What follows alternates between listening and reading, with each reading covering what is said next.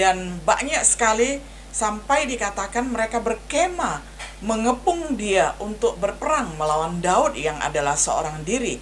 Nah, ini adalah orang-orang yang bernafaskan kelaliman, orang fasik, orang jahat yang tidak tahu berterima kasih, yang membalas air susu dengan air tuba. Ini namanya orang yang membalas kebaikan dengan kejahatan. Dan dia hanya bisa berkeluh kesah di hadapan Tuhan, dan Tuhan akhirnya menolong dia.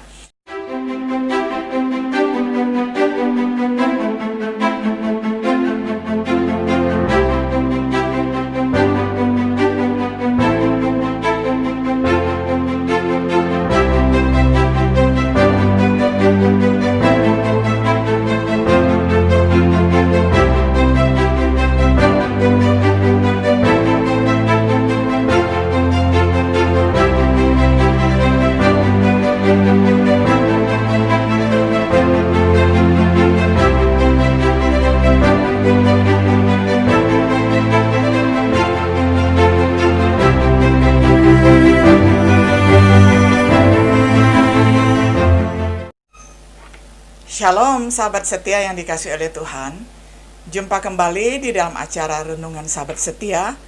Pada hari ini kita tiba pada episode yang ke-10 dalam serial perenungan kitab Mazmur dengan tema Tuhan adalah terangku dan keselamatanku. Kita akan baca dari Mazmur 27 ayat 1 hingga ayat yang ke-14. Saya bacakan untuk kita semuanya. Dari Daud, Tuhan adalah terangku dan keselamatanku. Kepada siapakah aku harus takut?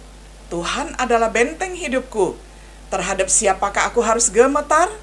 Ketika penjahat-penjahat menyerang aku untuk memakan dagingku, yakni semua lawanku dan musuhku, mereka sendirilah yang tergelincir dan jatuh. Sekalipun tentara berkemah mengepung aku, tidak takut hatiku. Sekalipun timbul peperangan melawan aku, dalam hal itu pun aku tetap percaya. Satu hal telah kuminta kepada Tuhan, itulah yang kuingini, diam di rumah Tuhan seumur hidupku, menyaksikan kemurahan Tuhan dan menikmati bait-Nya. Sebab Ia melindungi aku dalam pondoknya pada waktu bahaya. Ia menyembunyikan aku dalam persembunyian di kemahnya. Ia mengangkat aku ke atas gunung batu. Maka sekarang tegaklah kepalaku mengatasi musuhku sekeliling aku. Dalam kemahnya aku mau mempersembahkan korban dengan sorak-sorai. Aku mau menyanyi dan bermazmur bagi Tuhan. Dengarlah Tuhan seruan yang kusampaikan, kasihanilah aku dan jawablah aku. Hatiku mengikuti firman-Mu, carilah wajahku, maka wajah-Mu ku cari Tuhan. Janganlah menyembunyikan wajah-Mu kepadaku, janganlah menolak hamba-Mu ini dengan murka. Engkaulah pertolonganku, janganlah membuang aku dan janganlah meninggalkan aku, ya Allah penyelamatku. Sekalipun ayahku dan ibuku meninggalkan aku, namun Tuhan menyambut aku. Tunjukkanlah jalan-Mu kepadaku ya Tuhan, dan tuntunlah aku di jalan yang rata oleh sebab seteruku. Janganlah menyerahkan aku kepada nafsu lawanku, sebab telah bangkit menyerang aku saksi-saksi dusta dan orang-orang yang bernafaskan kelaliman. Sesungguhnya aku percaya akan melihat kebaikan Tuhan di negeri orang-orang yang hidup. Nantikanlah Tuhan, kuatkanlah dan teguhkanlah hatimu. Ya, nantikanlah Tuhan. Sampai sedemikian jauh pembacaan firman Tuhan dari Mazmur 27 ayat 1 hingga ayat yang ke-14.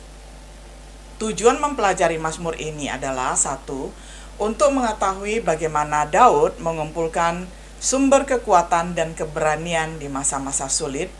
Yang kedua, untuk mempelajari kemana harus berpaling ketika dianiaya oleh musuh. Mazmur ini berasal dari Daud, ditulis pada saat bahaya, saat bantuan yang diberikan oleh Imam Ahimelek ketika mayoritas dari orang Dok dan orang Edom yang melihat Daud di bait suci melaporkan dia kepada Saul. Latar belakang ini dapat kita baca di dalam 1 Samuel 21 ayat 1 sampai 10, 22 ayat 9. Juga adalah saat ketika Daud mencari perlindungan bagi orang tuanya. 1 Samuel 22 ayat 3. Sekalipun ada kemungkinan orang tuanya meninggalkannya. Seperti biasa, Daud menganggap Tuhan sebagai terang dan penyelamat pada waktu gelap. Bagian pertama dari Mazmur mengungkapkan kepercayaan dirinya, percaya atas berkat-berkat Tuhan yang diterima di masa lalu dan keinginannya untuk diam di rumah Tuhan yang akan melindunginya di masa depan. Dalam bagian kedua, Daud memohon belas kasihan Tuhan dari musuhnya. Itu diakhiri dengan pengakuan yang dia miliki. Ada kebutuhan untuk menunggu kekuatan dan keberanian hati dari Tuhan. Mari kita melihat secara lebih rinci satu persatu. Di bagian pertama, percaya diri pada saat berbahaya itu diungkapkan di dalam Mazmur 27 ayat 1 hingga ayat yang ke-6. Daud percaya diri di dalam Tuhan itu di dalam ayat 1 sampai ayat 3. Daud mengatakan bahwa dia tidak takut kepada siapapun.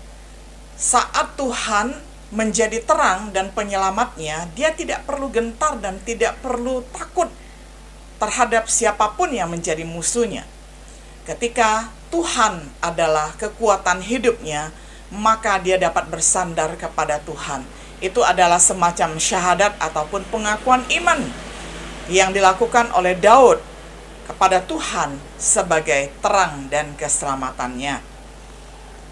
Kemudian bagian yang kedua, pertolongan Tuhan di masa lalu.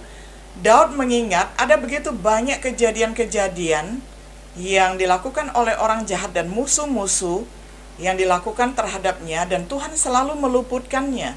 Tuhan selalu datang menolong dia sehingga musuh yang melawannya itu dienyah ataupun dibinasakan oleh Tuhan.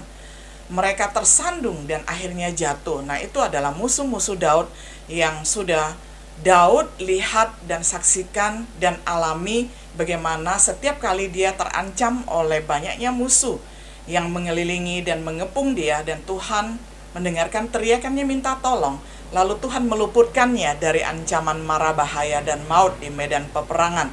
Jadi pada saat ini pun tetap dia menyerukan bahwa Tuhan itu adalah terangnya dan keselamatannya. Lalu yang berikutnya, pertolongan Tuhan di masa depan. Jadi selain pertolongan Tuhan di masa lampau, masa kini, dan dia juga melihat ke masa depan. Bagaimana nanti kalau musuh-musuh ataupun para tentara berkemah pada saat perang, yakni berkemah beramai-ramai, berregu-regu, kelompok-kelompok untuk memerangi dia, dia hatinya mengaku tidak takut bahaya karena ada Tuhan yang beserta dengannya. Hatinya percaya kepada Tuhan karena di dalam Tuhan ada perlindungan. Lalu yang bagian berikutnya, ayat 4 sampai ayat yang ke-6, satu hal yang dia inginkan dari Tuhan ketika dia berkomunikasi dengan Tuhan adalah dia ingin tinggal di rumah Tuhan atau di bait Tuhan selama-lamanya. Di bagian Mazmur yang lain kita ingat bahwa kerinduan Daud ini luar biasa ketika dia membandingkan satu harinya Tuhan itu sama dengan 1000 tahunnya dia, ya. Jadi dia membayangkan lebih baik tinggal satu hari di rumah Tuhan, ya, daripada 1000 hari atau 1000 tahun tinggal di luar, ya, yang tidak ada Tuhannya.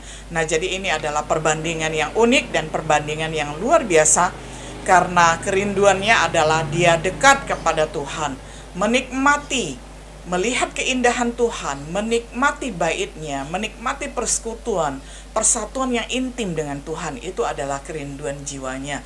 Nah, makanya kalau kita melihat bahwa Daud ini dikenal dan disebut, ya, sebagai orang yang dekat di hati Tuhan, ya, letaknya ini ada di sini. Karena di dalam setiap keadaan baik susah maupun senang, kerinduannya itu adalah menetap bersama-sama dengan Tuhan. Itu adalah kerinduan yang indah dan berkenan di hadapan Tuhan. Lalu alasan keinginan kuat Daud adalah pada waktu dia susah, dia merasakan bagaimana Tuhan menyembunyikan dia di pondoknya, ya. Tuhan menempatkan Daud itu di pondoknya, di tempat rahasia kemahnya. Jadi dia mempunyai ungkapan yang sangat indah bagaimana tentang penjagaan Tuhan. Tuhan menempatkan dia tinggi di atas gunung batu. Artinya itu adalah tempat yang aman, yang tidak mungkin dijangkau dan dijamah oleh musuh. Nah, jadi Makanya dia menyatakan kegirangan hatinya, sukacita hatinya karena dia terlindung dengan aman di dalam kemah ataupun di dalam pondok Tuhan. Responnya saat diangkat jauh di atas musuh-musuhnya adalah dia ingin mempersembahkan korban kegirangan di kemahnya Tuhan untuk menyanyikan puji-pujian bagi Tuhan. Jadi salah satu korban persembahan bagi Tuhan itu adalah puji-pujian yang keluar dari hati dan jiwa dan dinyanyikan oleh mulut kita. Itu adalah korban yang berkenan di hadapan Tuhan. Itu adalah korban persembahan kepada Tuhan. Itu dilakukan oleh Daud dan dapat dilakukan oleh kita pada saat ini.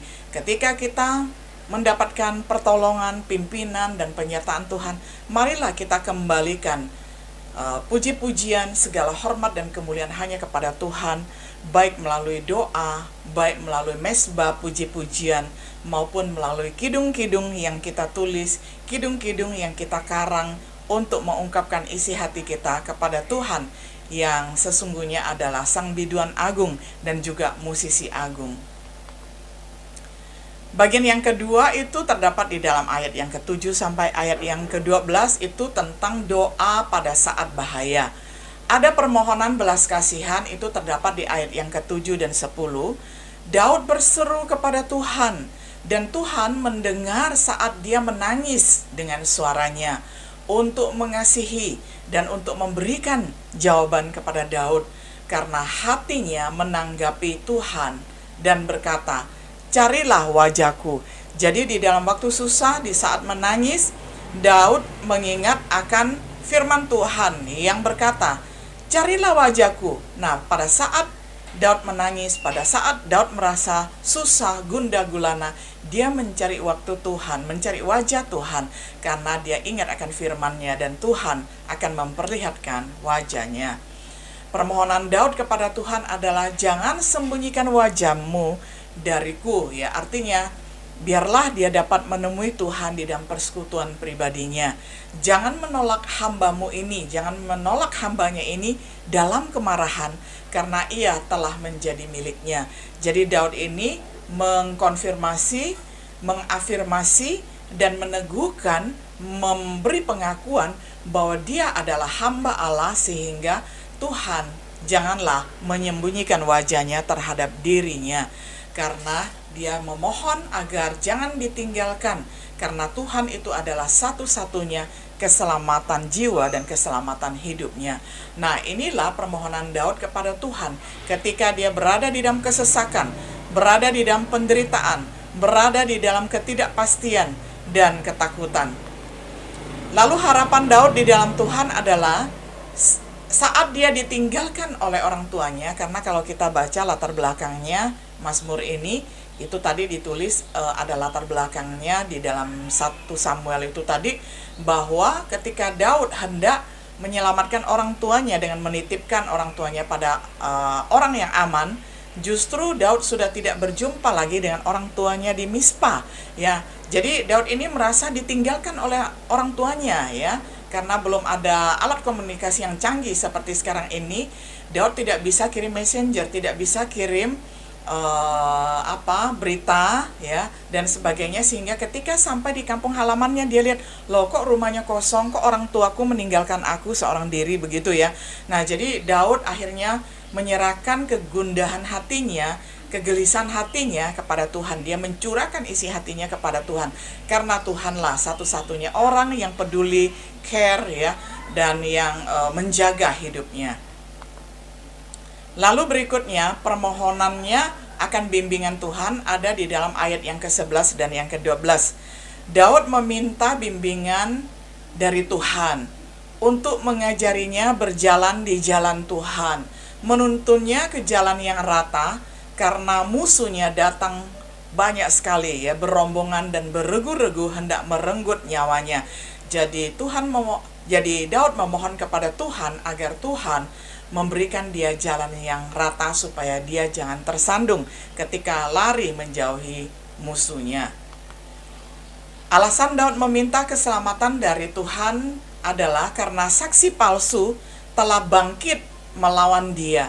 Kita tahu ya, ada begitu banyak orang yang dulunya itu adalah prajurit-prajuritnya di istana, tetapi karena kudeta dari anaknya, karena pemberontakan orang-orang yang tidak tahu berterima kasih, akhirnya justru anak buahnya Daud ini bangkit melawan Daud. Dan itu banyak sekali rombongan, dan banyak sekali sampai dikatakan mereka berkemah mengepung dia untuk berperang melawan Daud yang adalah seorang diri. Nah, ini adalah orang-orang yang bernafaskan kelaliman, orang fasik, orang jahat yang tidak tahu berterima kasih, yang membalas air susu dengan air tuba. Ini namanya orang yang membalas kebaikan dengan kejahatan. Dan dia hanya bisa berkeluh kesah di hadapan Tuhan, dan Tuhan akhirnya menolong dia.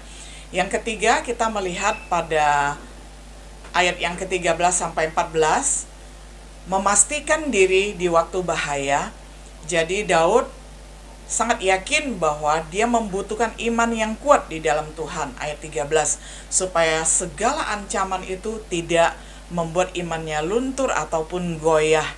Dia akan kehilangan kekuatan hati kecuali dia percaya. Jadi dia ingin tetap berpegang teguh kepada syahadatnya, kepada pengakuan imannya, dan kepada yang menjadi oknum sentral di dalam hidupnya, yakni Tuhan. Dia tetap ingin menautkan kepercayaannya itu kepada Tuhan, sehingga dia tidak tawar hati, dia tidak kehilangan kekuatannya. Dia akan melihat kebaikan Tuhan di negeri orang-orang yang hidup. Jadi dia mempunyai harapan yang besar bahwa dia akan selamat di dalam Tuhan, dan tetap dia dapat melihat orang-orang generasi ke generasi masih dapat dilihat dan bahkan dibimbingnya, karena statusnya pada saat itu masih raja. Jadi dia masih dapat memerintah sebagai raja yang baik untuk mengarahkan rakyatnya itu menuju kepada jalan kebenaran, jalan yang taat, yang takut akan Tuhan.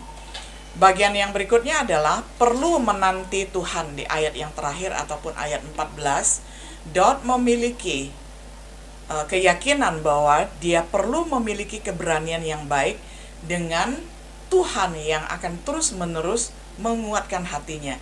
Kalau tanpa Tuhan yang menguatkan hatinya, maka dia akan cepat kecut hati, tawar hati, hambar hati, ya, kehilangan harapan dan kehilangan kekuatan. Jadi kesimpulannya yang bisa kita tarik dari Mazmur 27 ini adalah Tuhan adalah terang kita pada saat di sekeliling kita gelap gulita. Kita adalah terang dunia, dan kita adalah mercusuar abadi yang menerangi kegelapan dunia. Tuhan adalah keselamatan kita, kepada Dialah kita berlindung dari segala mara bahaya dan kesesakan. Tuhan Yesus adalah juru selamat abadi Daud dan juga juru selamat abadi bagi kita semua. Berlindunglah di haribaannya, sebab Dia, yakni Tuhan, siap memeluk kita. Sahabat setia yang dikasihi oleh Tuhan, apa pergumulan saudara pada saat ini? Sakit penyakit, usaha yang hancur, perekonomian yang berantakan, atau kekhawatiran akan masa depan? Kita dapat membawa segala kegundahan hati kita kepada Tuhan, karena Tuhan adalah terang kita dan keselamatan kita. Shalom.